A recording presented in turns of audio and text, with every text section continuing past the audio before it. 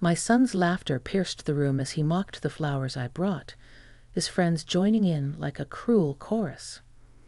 But when he tore open the hidden card, his smirk vanished, his hands trembling as his father's words rose from the grave.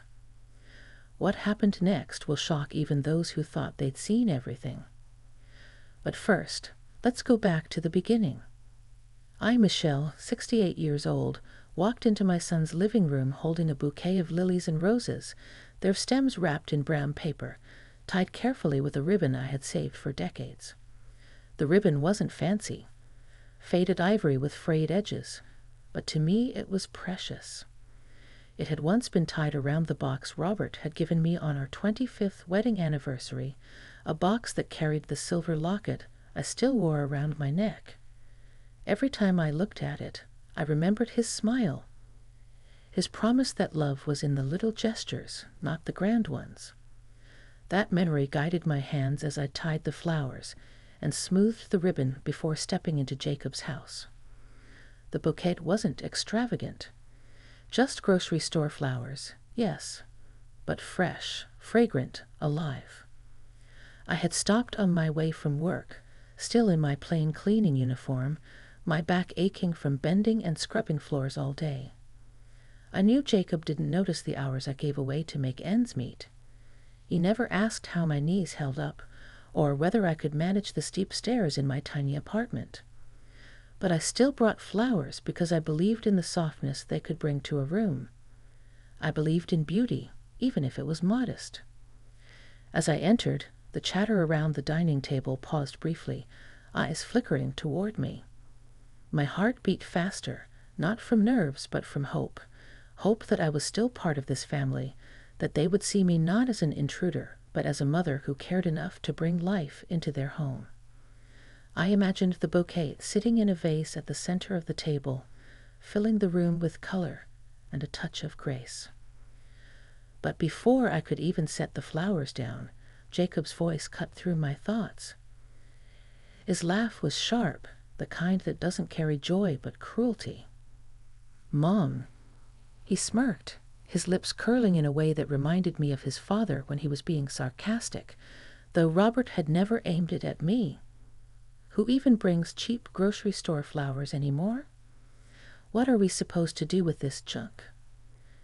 His wife, Amanda, leaned toward him, covering her mouth with her perfectly manicured hand as if to stifle her giggle.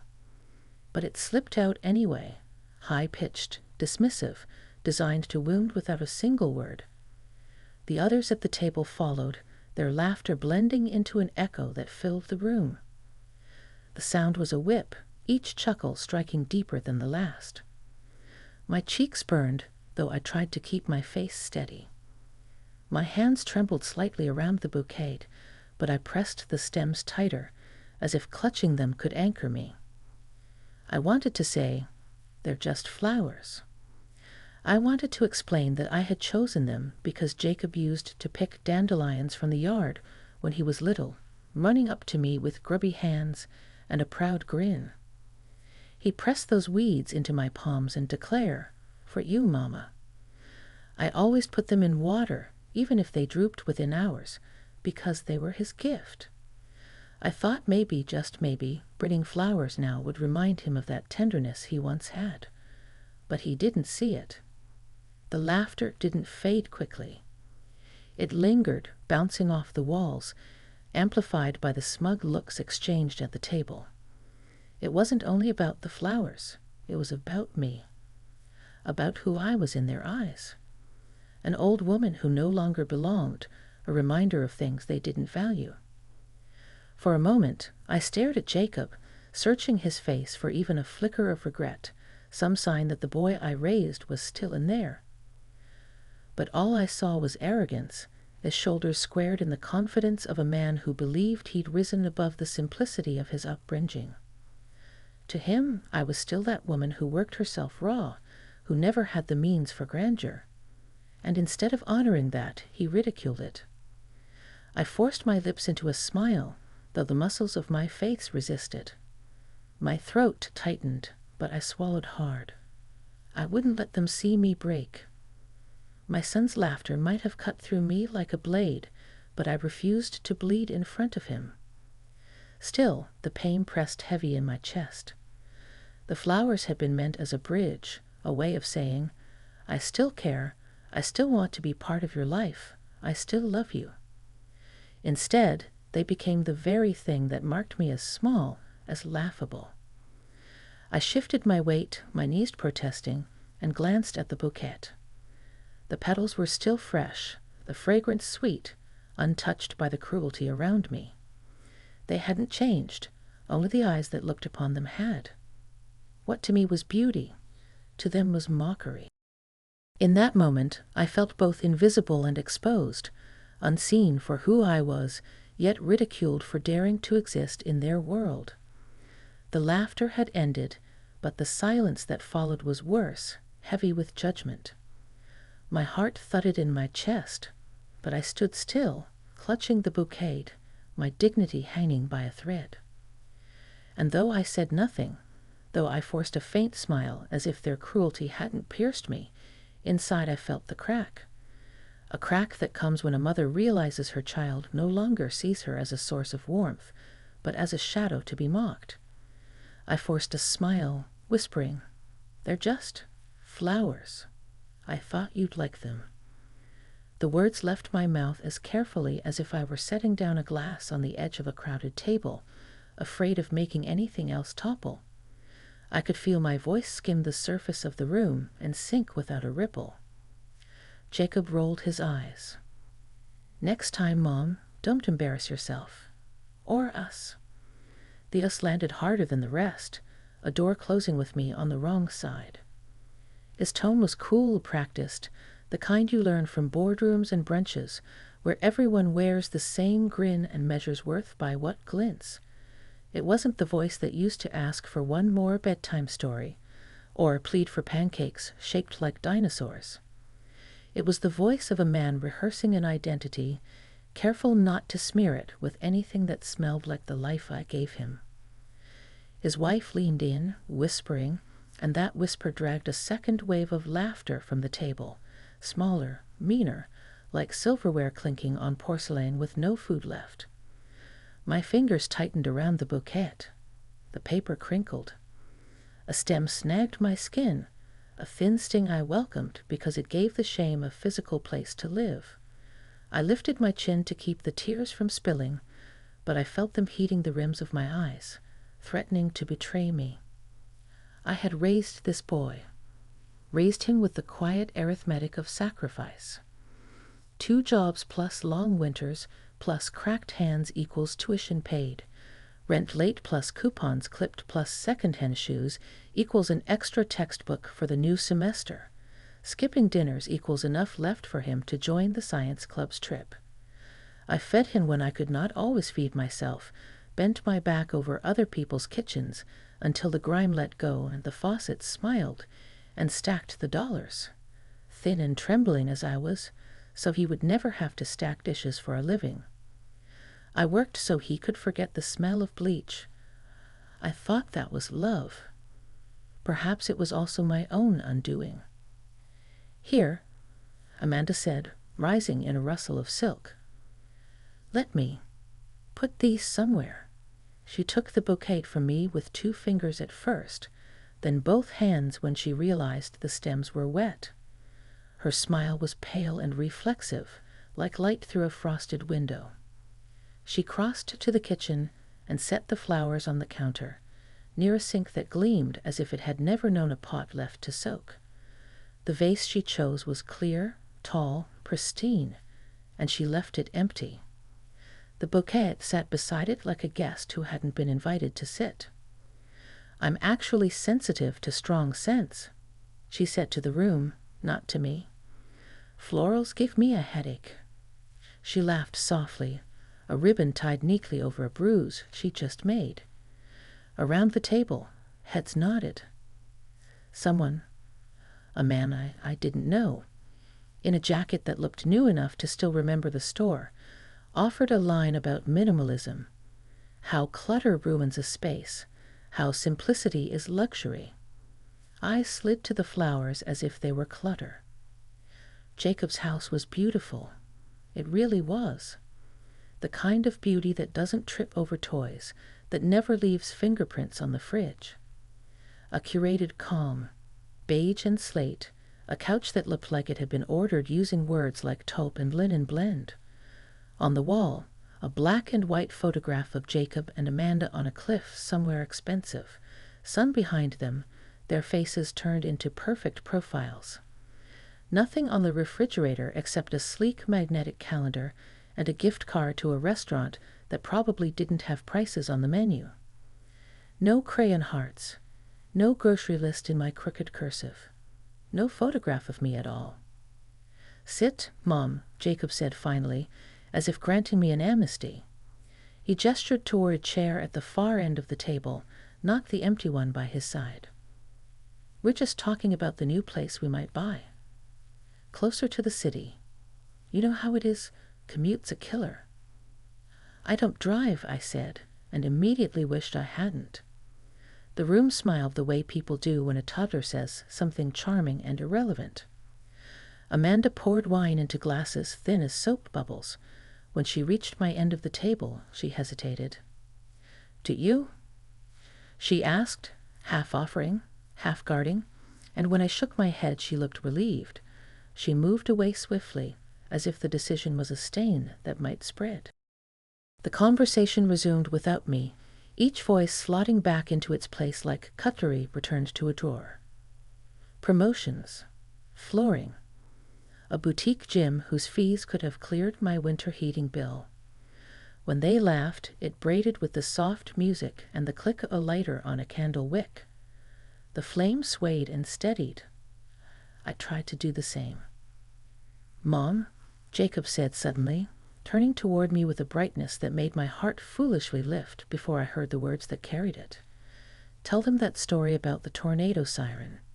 You know, how you put me in the bathtub with a mattress on top? It's hilarious." The table leaned toward me as one, polite anticipation arranged on their faces. I realized he was offering me a part, comic relief, a brief, rustic interlude for the city folk. "It wasn't hilarious," I said. "It was frightening." I smiled because that was expected of me. "But we were safe, that's all." "Oh, come on," he said, grinning. "You always make it sound dramatic." There it was again, the erase and the rewrite. The life I lived turned to an anecdote, my fear repackaged as content. He wanted the punchline. I had been the punchline all evening and did not have another to give. "Let me at least put those in water," I said, pushing back from my chair. My niece scolded me. I crossed to the kitchen, to the flowers, to the only thing in the room that was mine, and reached for the empty vase. "Michelle," Amanda called from the table, her tone dipped in honey that had crystallized. "The water here leaves spots on the glass if you don't polish it. I can handle it later." She smiled and didn't look at me again. I left my hand where it was, lightly on the vase, as if I could warm it into accepting me. I looked down at the bouquet, petals unbruised, leaves glossy with the patient shine of living things. For a heartbeat, I saw the kitchen from years ago. Chipped countertop, little Jacob's hand sliding daisies into a drinking glass because we didn't have a vase, his triumph so pure it could have lit the room without electricity. "For you, Mama," he'd said, the syllables round and sticky with childhood. I had meant to bring that boy a reminder of himself tonight. Instead, I stood in a beautiful room in which there was no place for a cheap bouquet or the woman who carried it. Their laughter, when it came again, was lower now, more private, the humor of people who share a language I never learned. I let my fingers slide from the vase. I returned to my chair.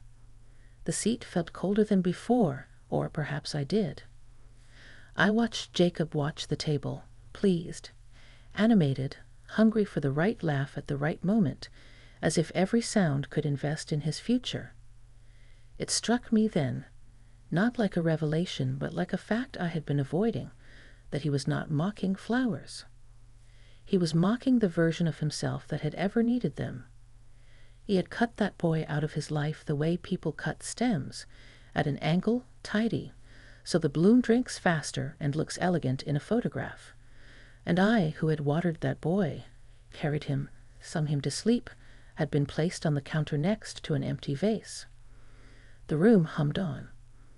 I folded my hands in my lap so they would not shake. I breathed through the burn in my throat. I told myself not to measure my life by the table's laughter. I counted, instead, the seconds in which I did not cry.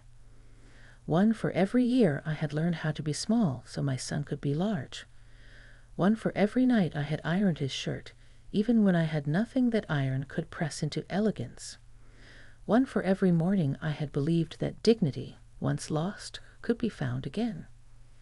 Across the room, the bouquet stayed where Amanda had left it, sturdy, vivid, indecently alive. I kept my eyes on it the way a swimmer keeps eyes on the shore.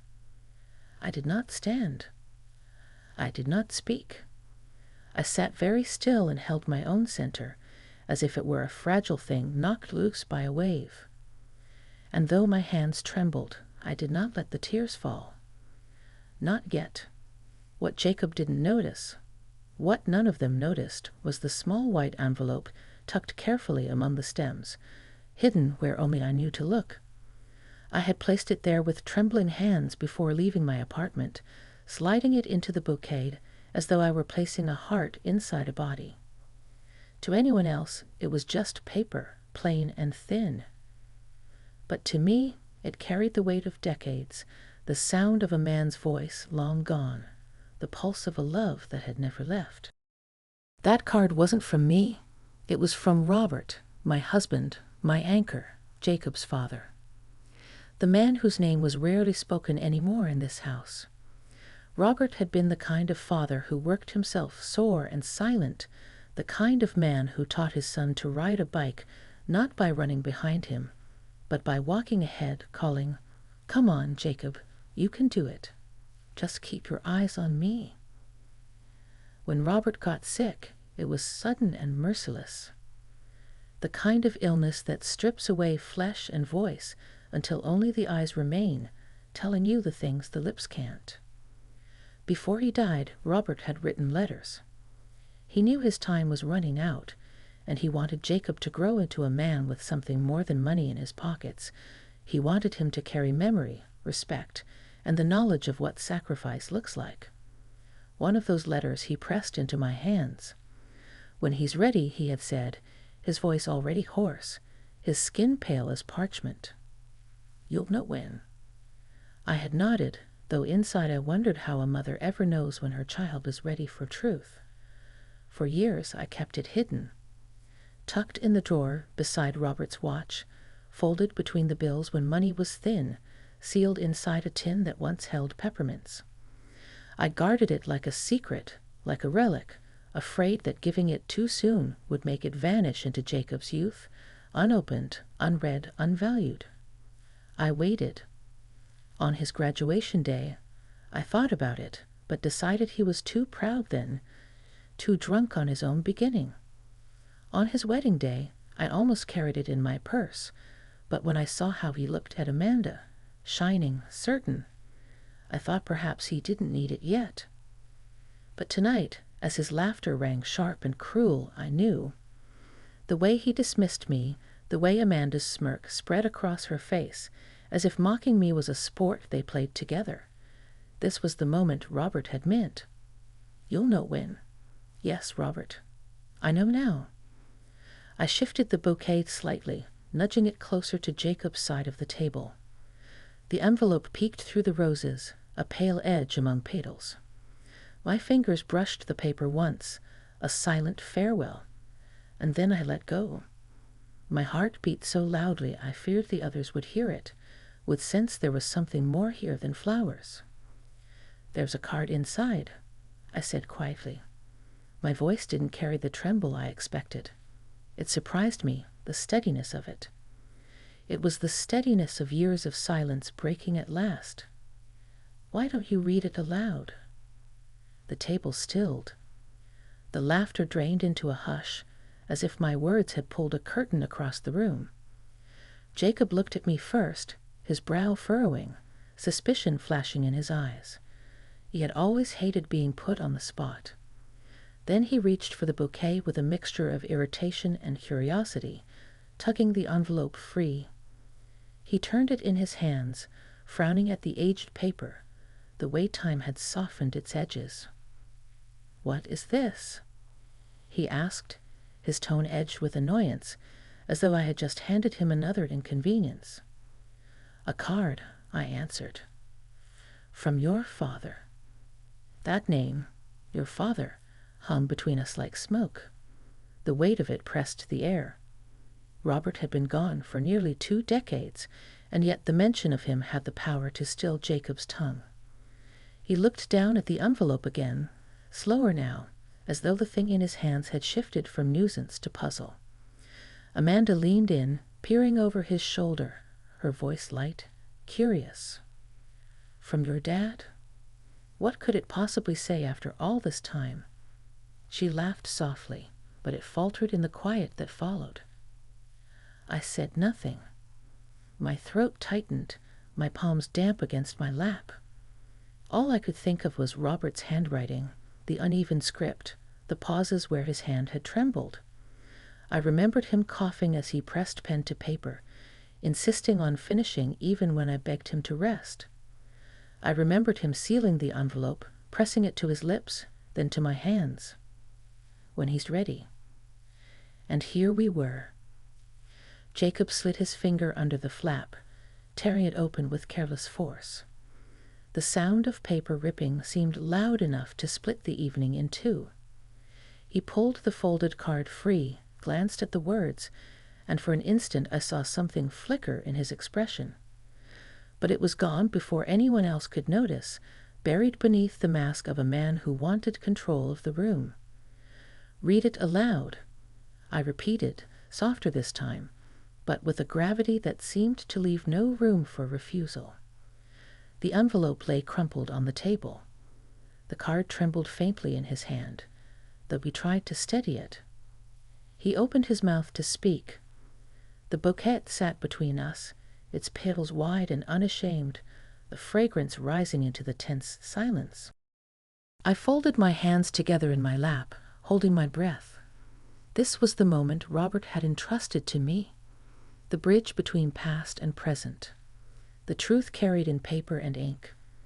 My son's laughter still lingered in the walls, but soon I knew another voice. His father's voice would take its place. Jacob, still chuckling, ripped the envelope open. His eyes skimmed the words at first, and then froze. The smirk vanished. His face drained of color. "Read it," I urged. My voice was steady now. Hands trembling, he began to read, to my son Jacob. "These flowers are not just petals and stems. They are what your mother sacrificed. Her youth, her dreams, her health, to give you a future. When you see her bring flowers, remember, she is bringing you pieces of herself. Never laugh at that gift. Love her as I've loved her. Dad." The room went dead silent. It wasn't the kind of silence that simply fills a gap. It was the heavy, mineral kind that settles in layers, sifting down over plates and glassware, over cutlery still lifted midair.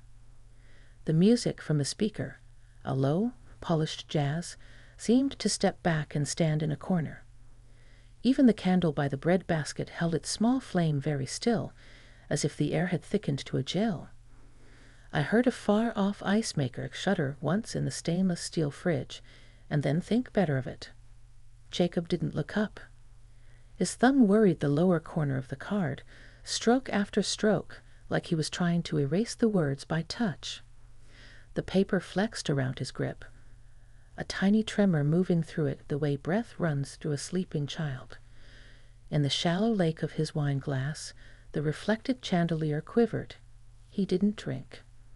He blinked once, then again, slower, as if each eyelid were testing how much of the world it could bear to shut out. No one spoke. A guest on the left, someone I didn't know in a blazer precise enough to make a sound, let his napkin slip from his lap. It hit tile with a sigh that felt immodest. Amanda's hand rose to her throat on instinct, the diamond at her collarbone catching the light and throwing an errant star onto the wall. Her mouth parted and then closed. Whatever sentence had been arranging itself behind her teeth untied and drifted away, as if embarrassed to be seen.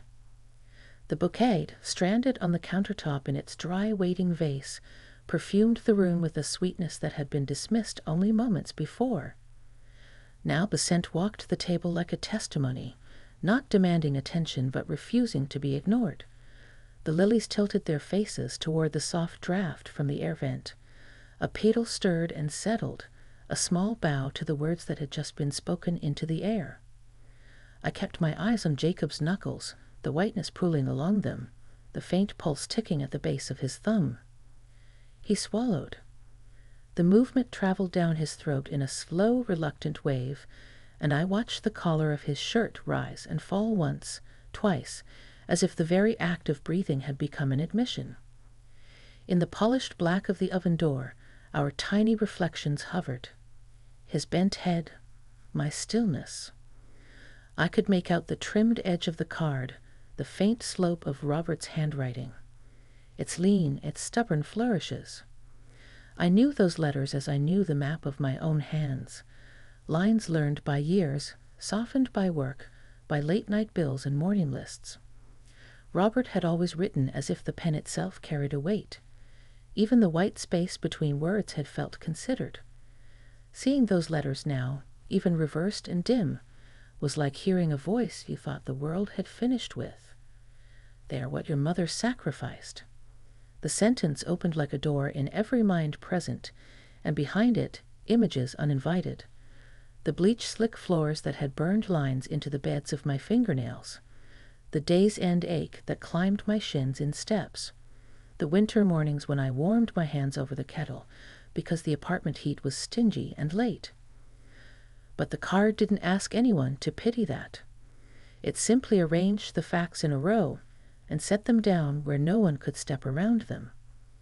At the far end of the table, someone cleared his throat and failed to build a sentence afterward. Forks lay abandoned like small, harmless weapons. A smear of herb butter on a plate seemed suddenly too bright against white porcelain, vulgar in its gloss. Even the house itself, its curated calm, its perfect tones, appeared to hold still and listen, as if good taste were compelled, for once, to make room for something better than itself. Jacob's mouth moved once without sound. He read, and then I could tell he read again. Not with his eyes this time, but with whatever faculty we use when words take up residence in us. The lines of his forehead arranged themselves into a map of roads that all ran backward. When you see her bring flowers. His gaze flicked toward the counter, to the bouquet stranded between neglect and care, then back to the card, as if he had been caught looking at a sunrise he had once laughed at for being early. No one reached for him. No one reached for me. The silence would not permit theatrics. It asked for a different posture. Attention, not performance. Even Amanda, who had always known where to place her hands, which laughed to choose, which angle to turn her face toward, held herself in the neutral way of a person at a threshold, unsure which room will claim her. I felt Robert in the room, not as a ghost, not as a hush of air, but as a geometry. The letter had drawn lines connecting past to present with a ruler-straight certainty, and suddenly the space we occupied made a new kind of sense. I could hear him in the shape of the sentences, the thing he'd always insisted on. Say the true line, Michelle. Say it clean, even if it hurts. It did hurt, but the hurt organized everything like gravity. Across the table, a candle tunneled, revealing a rind of unmelted wax like a collar, and a small pool formed around the wick. That little lake trembled, reflecting the flame as two flames, one bright, one bruised. I thought of love that way then, how it doubles itself in any surface, how one light is always carrying the dark within it, how the doubled image is not a flaw, but the proof of its burning. Never laugh at that gift. The sentence had more mass in it than the room had square footage. It kept settling, attaching itself to chair backs and glass stems, to the sleek hush of the refrigerator, to the softened leather of the sofa. I imagined it binding itself to Jacob's suit, to the threads of his tie, to the tendon at the base of his jaw, where shame gathers before it knows its own name. A fly, oblivious to the sermon, bumped twice against the window, and then found the correct angle and was gone. Outside somewhere, a siren trailed its spool of sound down a distant street. Life continued with its indifferent errands, but inside all our errands had been cancelled. We had only this: paper, ink, air, and the human fact that words, when they have waited a long time, refuse to be weak when they arrive. The guests who had come dressed for an evening of polished talk stared at their reflections in their water as if trying to see, below their own faces, the outline of the boy on a bicycle, the woman with raw hands, the man whose breath had thinned to a thread, but who still tied it into a letter and left it for his son. Someone's jaw worked. Someone else pressed a fingertip to the stem of a glass and then let go as if it burned. Jacob's shoulders, so squared before, seemed to discover their own weight. They lowered by a measure that was almost not a movement at all, a settling like ash. He lifted the card closer, as if proximity could reduce the distance the words had to travel to reach him. His lips shaped the last line again, privately this time. Love her as I loved her. He did not glance at me. He didn't have to. The sentence had already made the room into an address. I did not move.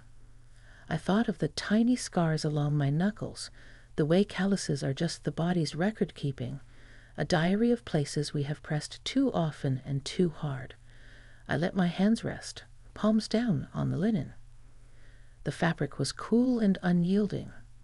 I didn't need it to give. The silence went on. It did not stretch so much as deepen, finding bedrock. Nothing dramatic broke it, not apology, not accusation, not flight. It held. And in that heldness, the letter finished reading itself aloud, even after Jacob's voice had stopped.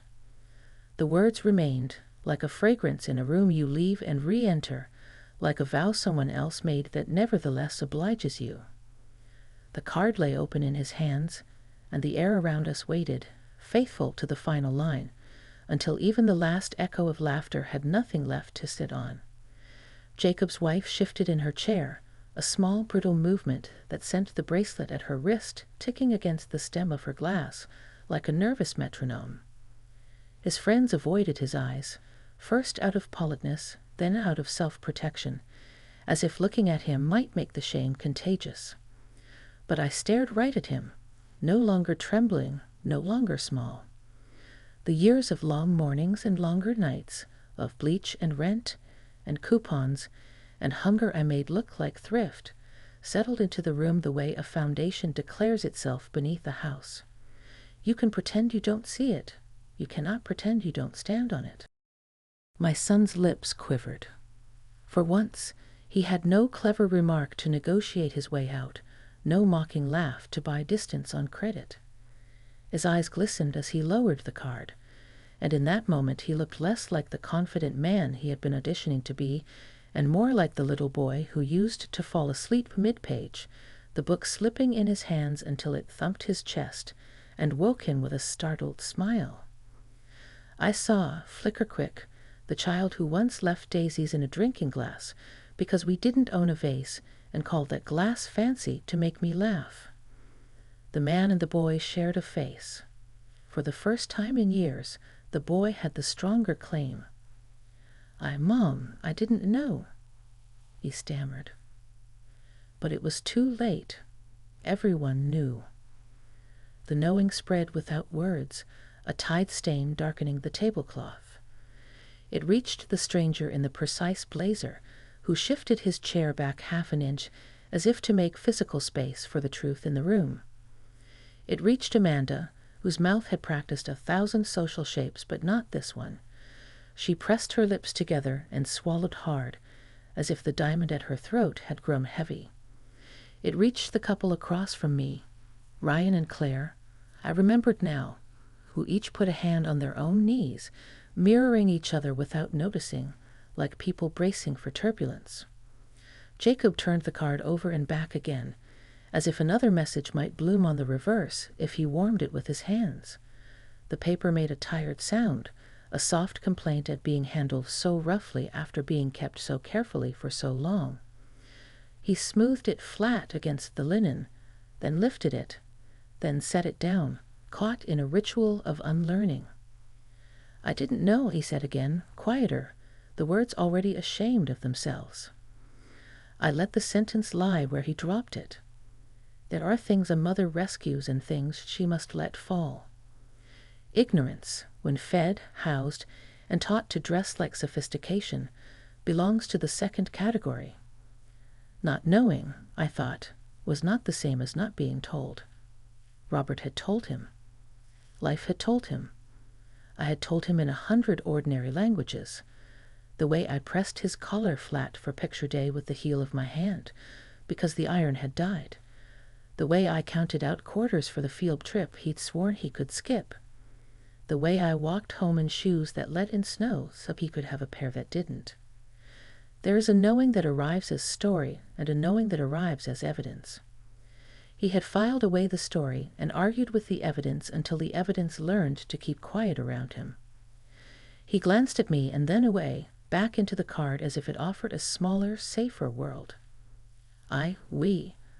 He began, and the we faltered. It had been an easy word an hour ago, a banner word, a velvet rope to lift and lower as he pleased. Now we asked to be earned. "Jacob," Ryan said finally, reaching for his water, not his wine. His voice was careful, naked of jokes. "Man, come on." 3 words, enough to say we're here without pretending to know what to do with the weight that had just been dropped on the table. Claire's eyes found mine and didn't skitter away. "Michelle," she said softly, like someone who had just realized she'd been mispronouncing a name for years. She stopped. Her apology, if it was coming, wasn't for me to accept on anyone's behalf. She let the silence work instead of marching her words across it.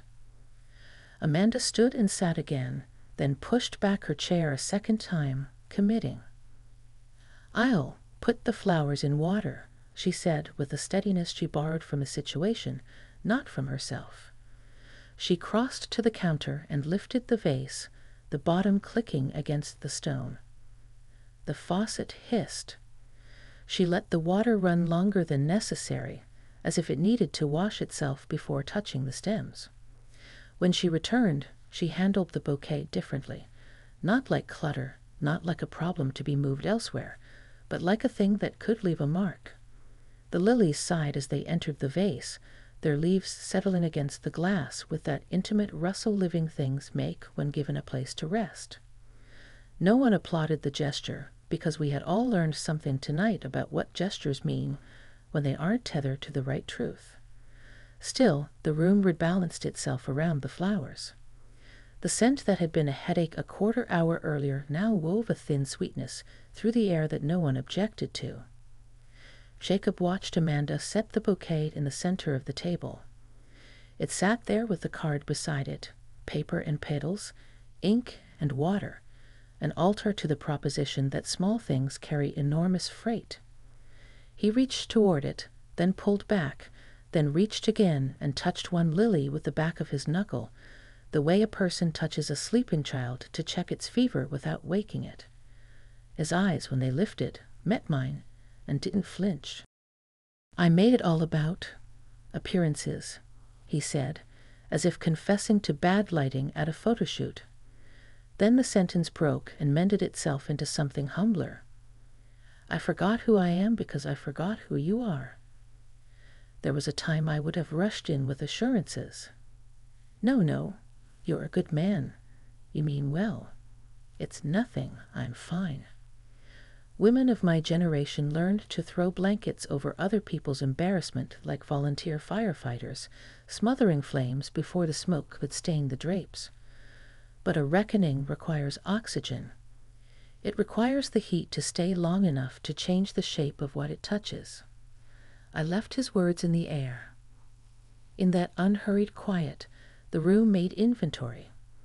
Eyes traveled not to the expensive photograph on the wall, but to the small details that had always been here. The scratch on the chair leg from moving day. The faint ring on the table where someone once set down a glass without a coaster. The hairline crack in the tile near the stove. Imperfections, proof that life had already been at work long before tonight tried to claim first credit. I thought of my own inventory. Thumb pad worn flat from scrubbing. Knee that clicked on damp mornings, carrying muscles that never quite learned to be decorative. How many times had I underestimated the record my body kept? Jacob drew in a breath that seemed to scrape his ribs on its way out. I thought success meant not needing help, not showing need. He blinked at his own admission as if it had entered the room wearing his father's face. I didn't want to be the boy who brought weeds in a glass. The weeds, I said, calm as a level line, were flowers because you called them that. And because I did, too, I thought. Because two people agreed to treat a small thing like it mattered, and by that agreement it did. He nodded once, grateful for the lifeline, but not mistaking it for absolution. His friends watched him learn an old lesson as if it were new. That dignity is heavier than taste, that gratitude changes the way a chair feels beneath you, that laughter can be a weapon or a bridge. And you are the one swinging it. The card lay open still. Its creases began to memorize the way Jacob held it now, not as prop, but as proof. I saw it, even from across the table, begin to look less like an object that had arrived and more like something that had always belonged here, buried under noise. I didn't know, he said a third time, but the sentence had changed shape. It wasn't a defense anymore. It was a measurement. Of distance. Of years. Of what happens when a man builds a life high enough that he can't see the ground that's holding him. I know, I answered. The only two words I had that weren't going to do the work for him. The ones that acknowledged the past without forgiving the present in advance. I set my hands flat on the table. I felt the grain under the linen, the weight of wood, the honest drag of friction between skin and cloth. These were the materials that never lie. Around us, conversation did not return. It didn't need to. The evening had found its subject. The bouquet breathed water. The candle big shouldered itself through a ridge of wax and steadied. A chair creaked and then settled. It was not absolution. It was alignment. No one asked for a toast. No one reached for a clever line to hang above the moment like a decoration. The kindest thing everyone did was nothing at all. They let the truth be heavy where it fell. Jacob sat inside it, not crushed, not spared, held. He lifted the card again, and this time didn't look away while he read. I stood slowly, letting the weight of the moment steady me rather than bend me. The chair legs scraped lightly against the polished floor, and the sound carried farther than it should have, like a chalk line drawn across the room to mark a boundary. The bouquet remained in the center of the table, its stems drinking the water Amanda had poured, its petals open and defiant. The card, creased now, softened by Jacob's hands, rested beside it. It looked ordinary enough, but I knew it had already shifted the architecture of the evening. I smoothed the front of my skirt with both palms, a gesture I had made 1,000 times before job interviews, before church services, before difficult conversations where I needed to look composed even if I wasn't. But tonight, for the first time in a long while, the movement wasn't about hiding nerves. It was about standing tall in the space that was mine. "Your father knew you better than you think," I said softly. The words didn't try to claim authority. They simply settled into the air, undeniable as gravity. "Maybe now you'll remember who I am." The sentence hung there like a verdict, measured, final, not needing repetition. No one rushed to fill the silence that followed. Amanda's eyes flicked downward, and her fingers fussed with the napkin in her lap, as though unraveling the fabric might undo what had just happened. Ryan studied the untouched wine in his glass as if he had discovered it was stronger than he had bargained for. Claire's gaze remained on me, her expression one of quiet recognition, like someone who had stumbled upon a truth she hadn't expected to find. Jacob didn't speak. His lips parted, then closed again. He held the card against his palm like a man clutching a talisman, as if Robert's words could shield him from the consequences of his own. His shoulders sagged, no longer squared in practiced confidence, but rounded under a weight that belonged to him alone. I turned and began to walk. Each step felt deliberate, like threading a needle, guiding myself through the narrow passage between past humiliation and present vindication. I didn't quicken my pace. I didn't bow my head. The air felt different as I moved through it, lighter, as though the silence itself had thinned in acknowledgement. The door was only a few feet away, but the distance felt ceremonial, the kind of short walk that means more than miles. My shoes pressed against the floor with small, decisive sounds, each one an echo of years when my sacrifices went unspoken, unnoticed. Now they spoke for themselves. Behind me, silence reigned. It wasn't empty silence anymore. It was laden with reckoning.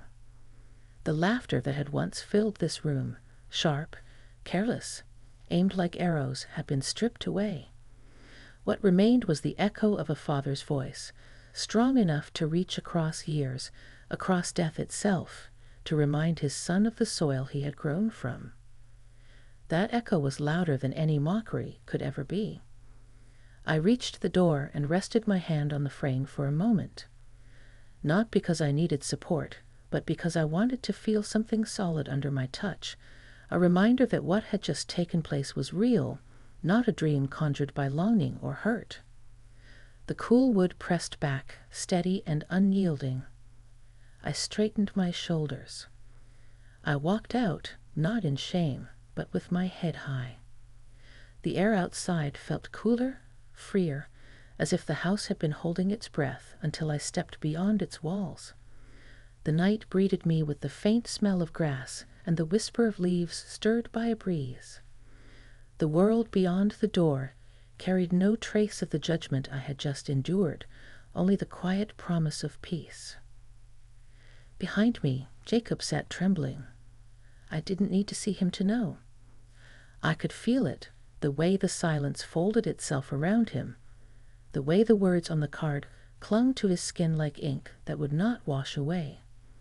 His father's message had reached him in a way my own pleas never had, not because Robert was stronger or wiser, but because Jacob could no longer dismiss the truth once it was written in another man's hand. For once, it was not I who carried the weight of humiliation. It was not I who trembled under the gaze of others. The shift had happened quietly but absolutely, and everyone in that room knew it. Justice had not come with raised voices or grand gestures. It had come with a card, a bouquet, and a silence that told the truth louder than any speech. I stepped further into the night, breathing deeply. The cool air filled me with a steadiness I hadn't felt in years. I thought of Robert then, not as he had been in the final days, frail and diminished, but as he had been when he first held Jacob in his arms, strong, certain, proud. I imagined him walking beside me, nodding once, approving not just of what had been said, but of what had been reclaimed. Inside, the room would remain hushed, every guest turning over the words they had heard, every eye glancing at Jacob with something other than admiration. Outside, I carried none of that burden. I carried only the knowledge that I had spoken, that Robert had spoken, and that the truth had landed where it was meant to. For once, Jacob was the one left trembling, and that was justice enough.